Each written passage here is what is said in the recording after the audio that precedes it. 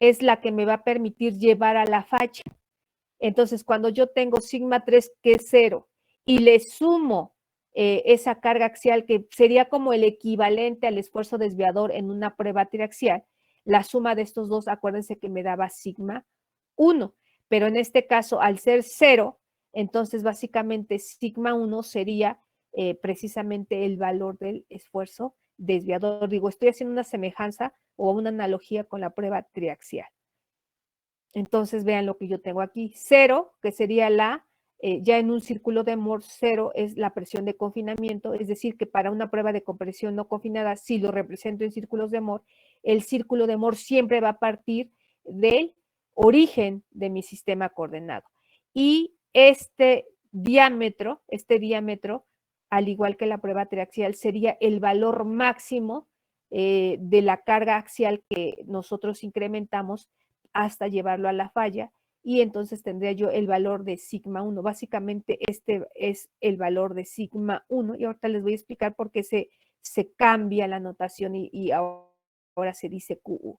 Entonces, este sería sigma 3, este sería sigma 1, la ordenada o las coordenadas del centro serían evidentemente el radio o el diámetro dividido entre 2, que es igual al radio, y en el eje Y sería 0, y el tau máximo, el esfuerzo cortante máximo, pues también correspondería a sigma 1 sobre 2 o el radio, igual al valor del radio geométricamente.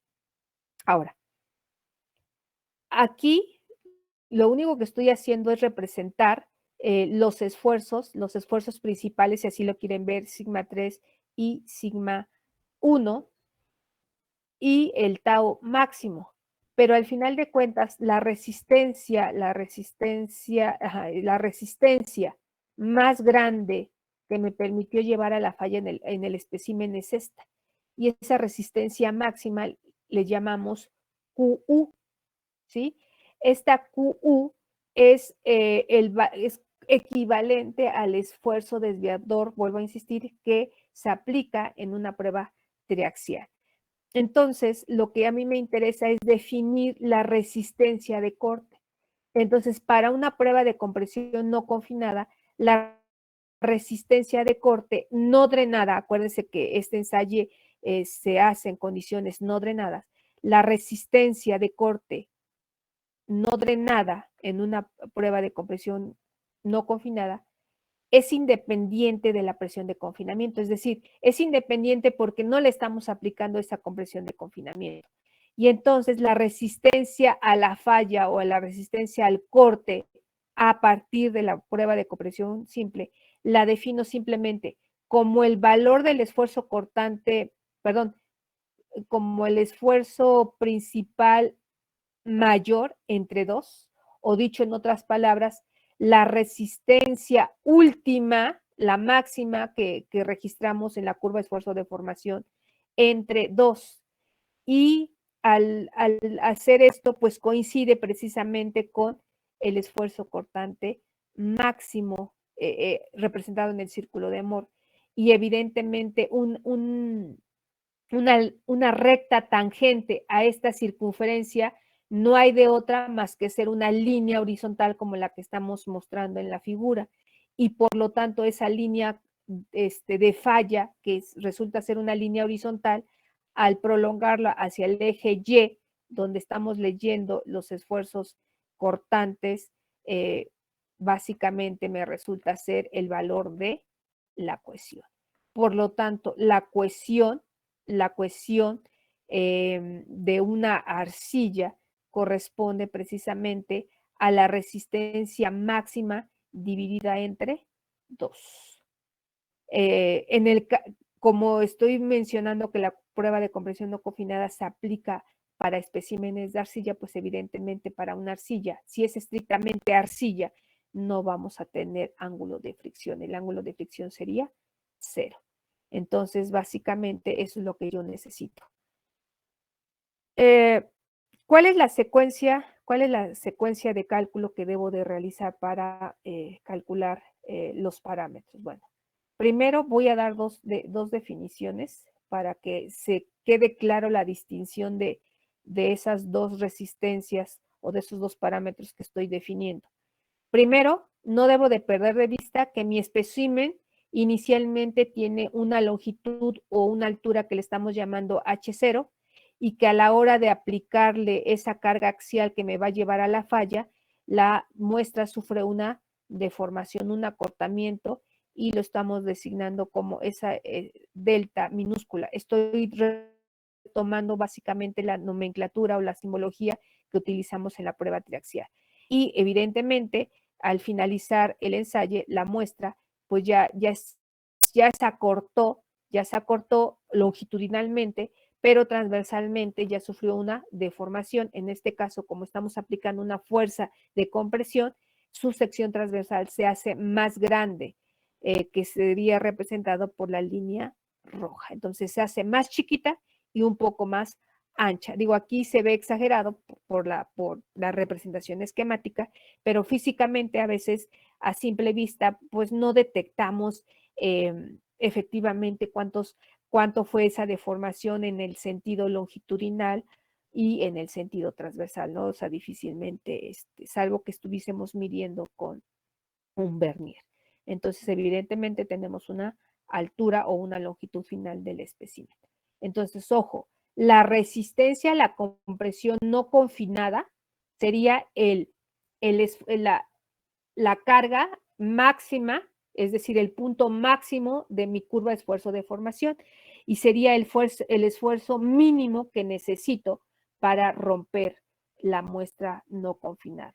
Entonces, ese esfuerzo mínimo se toma como la carga máxima que se alcanza por unidad de área durante el examen. Es decir, es el punto más alto de la curva de esfuerzo de formación. Esa es mi resistencia a la compresión no confinada.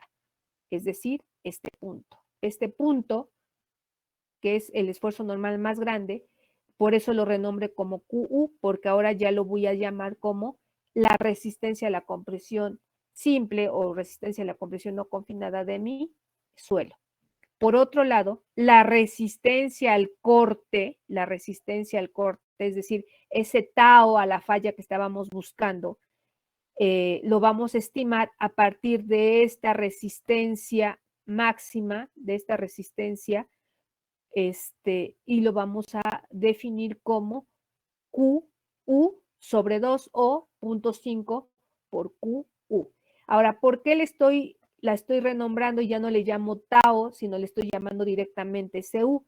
Porque al ser una arcilla, resulta ser que esa resistencia al corte es exactamente el mismo valor para la cohesión. Acuérdense que en el caso de una arcilla, la resistencia de corte que ofrece el suelo está determinada por la cohesión entre sus partículas. ¿Por qué?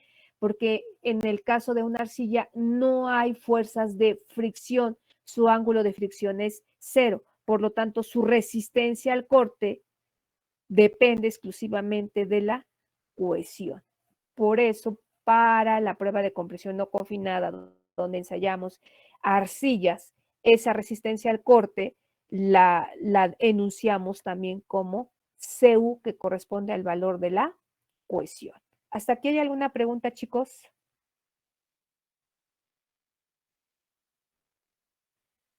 No escucho. ¿No hay dudas? ¿Puedo continuar? No, ingeniera. No, ingeniera. A ver, ¿sí puedo continuar y no hay dudas o no puedo continuar y sí hay dudas? No hay dudas. Ok, ojo con esto porque es la secuencia de cálculo que está, digamos, un 50 o poquito más de porcentaje está basado en lo que realizamos el día de ayer. Entonces, pónganme mucha atención porque voy a dar por hecho que esa parte ya no es necesario que la esté haciendo paso a paso, sino simplemente voy a pedir que metan valores y me den resultados y a partir de esos resultados seguir con los cálculos para llegar a los parámetros que necesito definir. Ok. Entonces, para la construcción de la curva esfuerzo de formación, el cálculo de módulo de elasticidad y relación de Poisson, voy a proponer y a seguir la siguiente metodología. Para la construcción de esfuerzo de la curva de esfuerzo de formación, estrictamente seguimos la misma secuencia que hicimos el día de ayer a partir de los resultados de una prueba triaxial. Son idénticos los pasos hasta llegar a la curva de esfuerzo de formación. Para calcular el módulo de elasticidad y la relación de Poisson, que son dos parámetros que no son parámetros mecánicos. Estos dos parámetros son parámetros elásticos del suelo que se obtienen a partir de una prueba de compresión no confinada. Entonces, digamos que este tema me cubre dos objetivos. Uno, los parámetros mecánicos, que tendría que ser el CU, pero a la vez el CU se convierte en un parámetro mecánico. Entonces, ahí estoy, digamos, solventando la parte mecánica del suelo.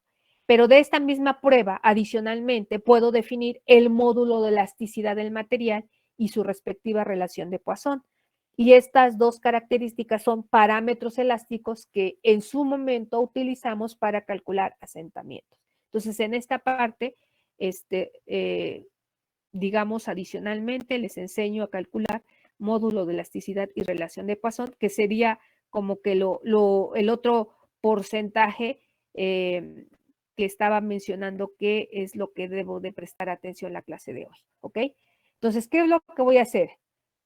Como primer paso, para cada carga registrada, es decir, el registro que me den en el laboratorio para cada carga, ¿qué es lo que debo de calcular? La deformación axial, que ya calculamos, ya sabemos cómo se calcula, que no es más que la relación de la deformación, es decir, de la medición que me da el deformímetro, entre la longitud inicial de mi muestra. Eso ya lo hicimos.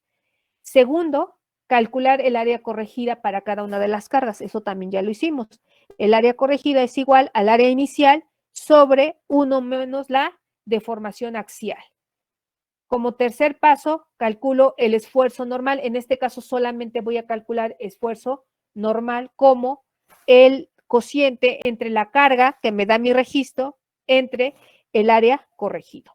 Entonces, esta parte, esta primera etapa o este primer paso, ya lo hemos realizado en una prueba triaxial. Entonces, simplemente voy a retomar esa parte de mi hoja de cálculo, es decir, mi primera tabla, y voy a realizar mis cálculos.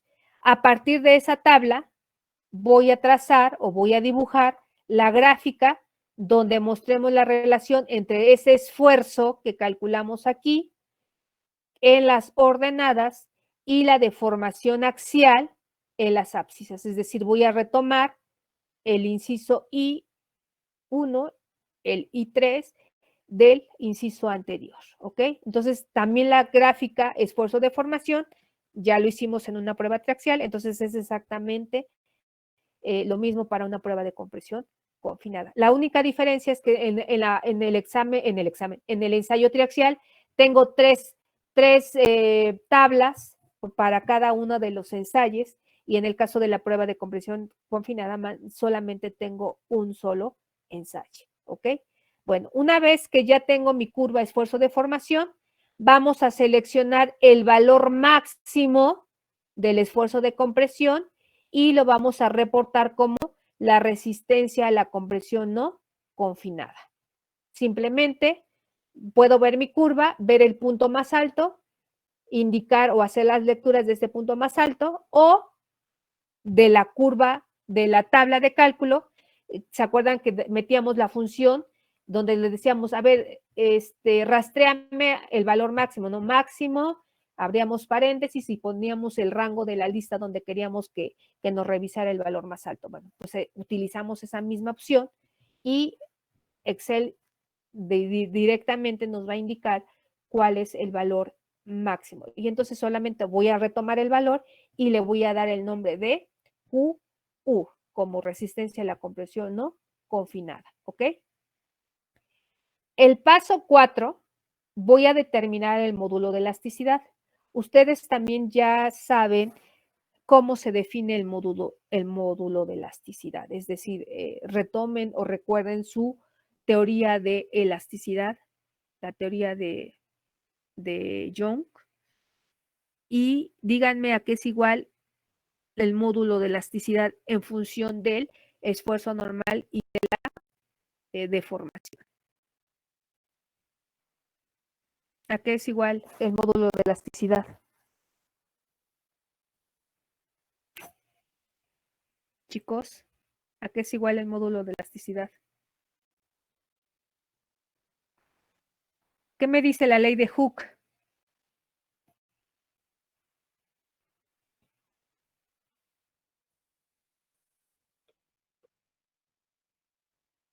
No. Esa es la deformación. La relación entre la deformación entre la altura inicial o la longitud inicial de la muestra es la deformación axial, es lo que calculaste acá. Yo estoy hablando del módulo de elasticidad que está en función de el esfuerzo normal y la deformación. ¿Qué me dice? ¿Qué me dice? ¿A qué es igual el módulo de elasticidad en función del esfuerzo normal, que fue el que aplicamos acá, y la deformación axial que registramos acá? Eso lo ven, híjoles, lo empiezan a ver desde física para cualquier material. Después, cuando empiezan a estudiar la parte de estructuras, de materiales, también lo sacan a colación. ¿Qué nos dice la teoría de la elasticidad? Eso lo ven, creo que en resistencia de materiales, ¿no? Mecánica de sólidos, inclusive también lo deben de manejar. ¿A qué es igual este módulo de elasticidad? Al esfuerzo sobre la deformación. Exactamente.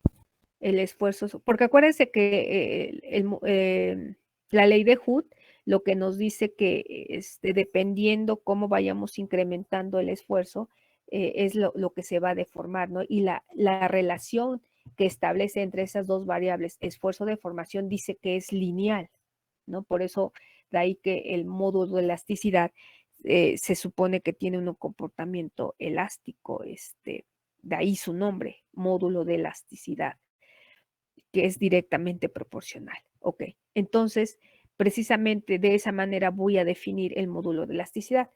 Pero resulta ser, y voy a regresar a esta curva porque creo que no la tengo más adelante, resulta ser aquí que el suelo no es estrictamente elástico en todo. Aquí parece ser que la curva de este esfuerzo de formación se comporta elásticamente en toda esta parte. Es decir, es proporcional este esfuerzo con respecto a esta deformación, pero en los suelos no resulta ser así. En los suelos, el suelo no es estrictamente lineal. Solamente hay una parte donde se comporta elásticamente el suelo. Entonces, para trabajar solamente en la parte elástica, lo que hacemos es no considerar el Q máximo, sino consideramos su 50%, de tal manera que caigamos estrictamente en la zona donde el suelo se comporta elásticamente. De ahí que cuando nosotros definimos el módulo de la elasticidad, lo manejamos al 50%. ¿Qué significa esto? Que yo voy a identificar el valor mayor o el valor máximo del esfuerzo de compresión identificado como QU, pero realmente no voy a decir o no voy a trabajar con ese máximo, sino le voy a sacar su 50% y ese 50% es el que voy a trabajar escuchen bien, como si fuese el valor más grande. Vuelvo a insistir, porque solamente quiero trabajar o quiero considerar la parte donde el suelo tiene un comportamiento lineal.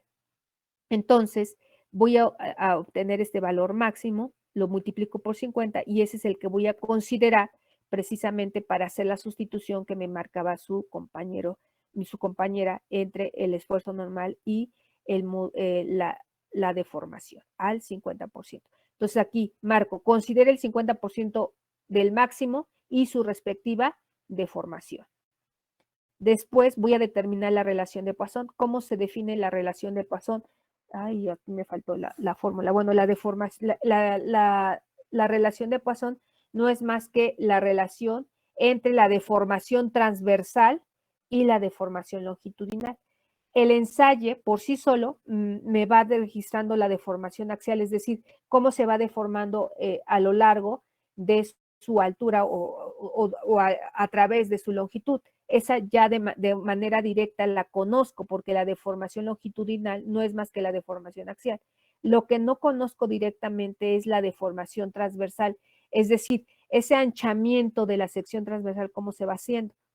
Pero lo que lo conozco, lo puedo conocer a través de el área corregida. ¿Por qué? Porque para esa carga última ya presentó un ensachamiento final, es decir, una área transversal final.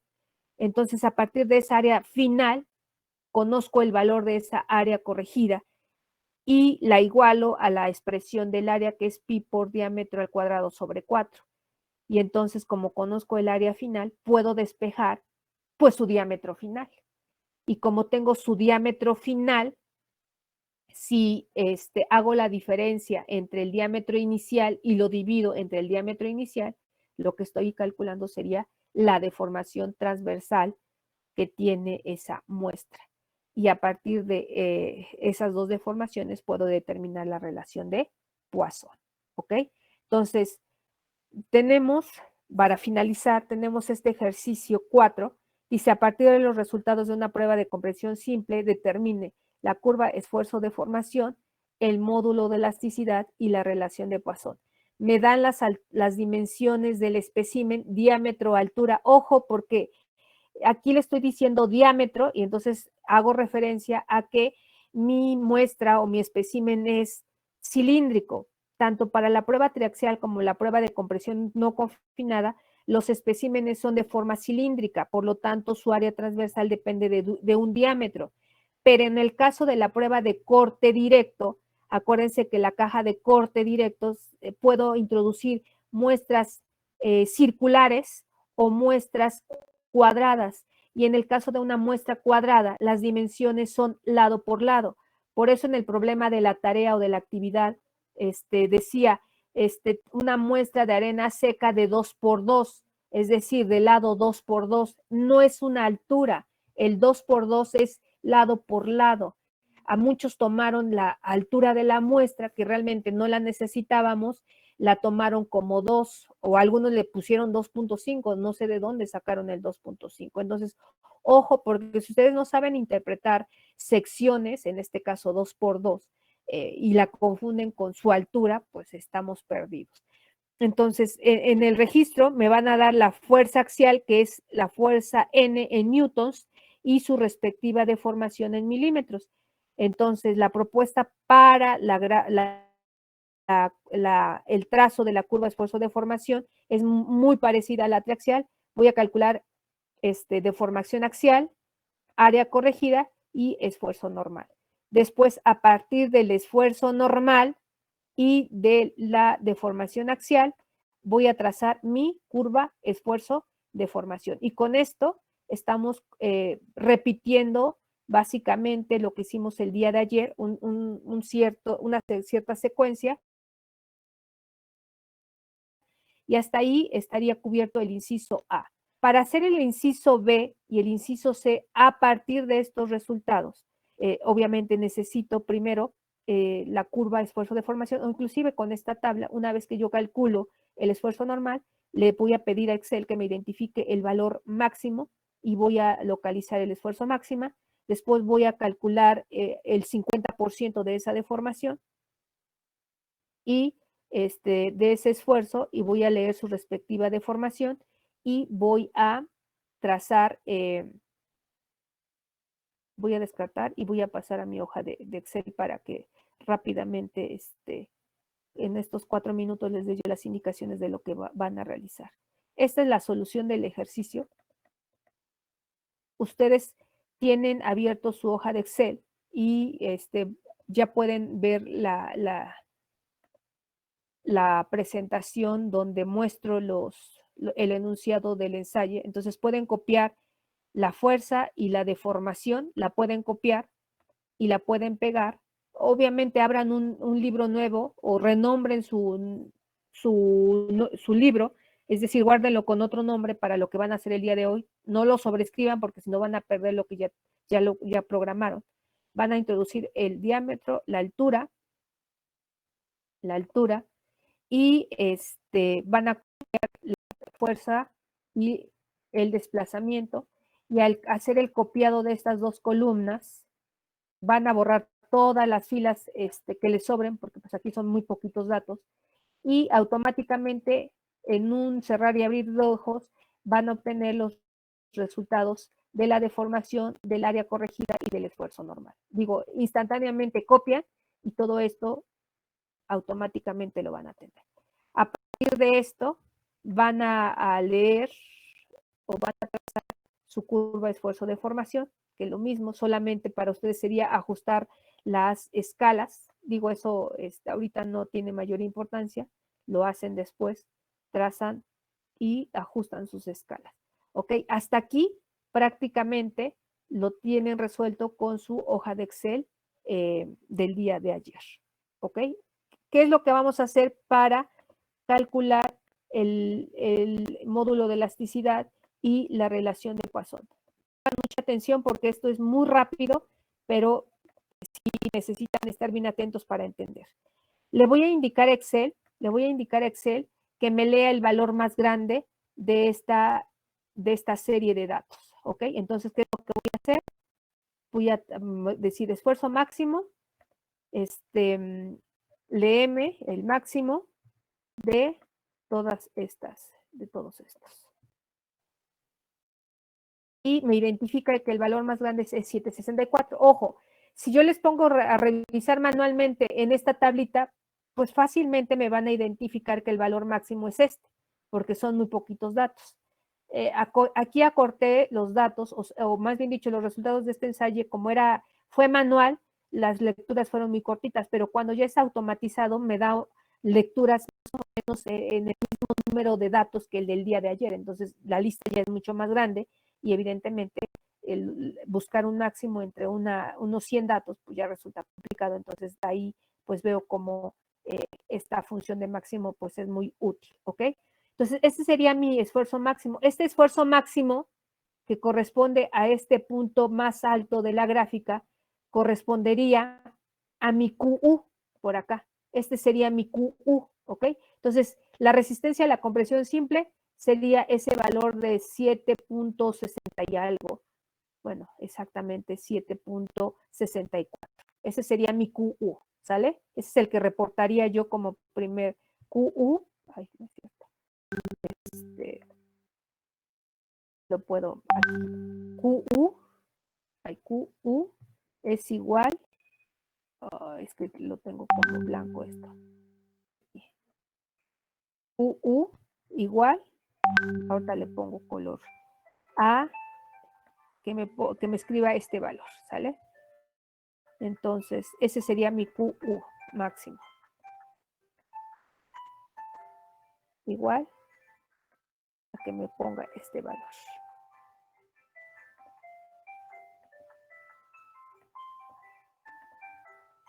¿Ok? Después le ponen sus unidades. Esa sería mi primera información. Luego, como voy a calcular el módulo de elasticidad al 50%, voy a sacar el 50% de este 764. Entonces, es decir, la mitad. Aquí yo metí la celda, dame la mitad o divide el valor entre 2 y sería 3.818. Lo que tendría que hacer es leer este 3.8, 81, 82 si lo aproximan, lo tendría que leer acá, 3.81 por acá, que si se dan cuenta es prácticamente la parte donde se comporta lineal, porque a partir de aquí ya empieza a mostrar un comportamiento no elástico. Entonces, por eso se calcula les y cuenta, porque calculamos estrictamente la zona donde se comporta elásticamente. Entonces, yo tendría que leer 3.81 y leer su respectiva deformación. Pero como yo tengo la tabla y no quiero hacer lecturas para no meterme en la disyuntiva de que si hago, con qué tanta precisión hago esta lectura, es válido decir, a ver, de esta tabla de registros, ¿Cuál es el valor más cercano a 3.81? Vean, ¿cuál es el valor más cercano a 3.81? Pues podríamos decir que se encuentra entre estos dos valores, 3.72 y 4.81. Nada más que si yo tomo 4.81, me puedo salir de la zona elástica, porque básicamente sería este pedacito donde ya estamos viendo que la línea no es estrictamente lineal. Entonces, voy a tomar el valor más aproximado a 3.81, donde la diferencia entre el valor que yo voy a considerar y el valor que le corresponde al 50% sea la mínima diferencia. Entonces, 3.72 para 3.81 tengo una diferencia más pequeña que de 4.81 a 3.81. Por lo tanto, el esfuerzo al 50% voy a considerarlo como si fuese el valor de 3.72 que cae sobre la zona donde se comporta elásticamente. Entonces, para mí, o sea, para los fines prácticos que nosotros queremos, ese 3.72 me es suficiente tomarlo como si fuese el 50%. ¿Por qué? Porque como ya tengo todos estos cálculos que necesito, pues voy a tomar ventaja. Si no, tendría yo que calcular la deformación y después de la deformación calcular el área corregida y implicaría hacer más cálculos de los que ya tengo. Entonces, al esfuerzo al 50% considero que es esta, retomo su deformación al 50%, que sería este valor, aquí lo estoy jalando, ¿no? Le estoy búscamelo, está aquí, y lo único que tendría que retomar también sería el 10.91. Es decir, estos tres valores que voy a rellenar con un verde, lo voy a rellenar con verde. Estos tres valores prácticamente lo que estoy haciendo es transcribirlos o recuperarlos estrictamente de mi tabla de cálculo. ¿Vale? Esa es la ventaja de utilizar esta forma práctica. Es permitido porque estoy considerando que estoy trabajando sobre la línea, sobre la parte donde se comporta linealmente, ¿ok? Y lo único que tengo que hacer es, a partir de esta área al 50%, despejar el diámetro, es decir, 10.91 es igual a pi por diámetro al cuadrado sobre 4. Entonces, ¿qué es lo que tengo que hacer? Despejar el diámetro. Despejado el diámetro, estaría yo obteniendo el diámetro al 50%, que aquí me da de 3.72. ¿Ok? Y ya que tengo ese diámetro, la deformación transversal, aquí voy a insertar la ecuación, se define muy parecida a la longitudinal. Entonces, aquí sería deformación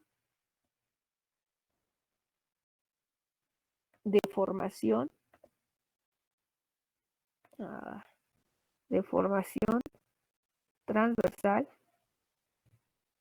es igual a un cociente entre ¿qué? El diámetro final. ¿Por qué el diámetro final? Porque el diámetro final es más grande. El diámetro final. Acuérdense que se ensancha la muestra porque estamos Creo que no era de esta clase. comprimiéndola. Buen día, Gabriela. Si la alargáramos, pues entonces tendríamos un acortamiento o una disminución. Diámetro inicial, que ya lo conozco porque me lo dieron al inicio. ¿En serio no tienen dudas de su proyecto? Un error. Diámetro inicial. ¿Ok? Entre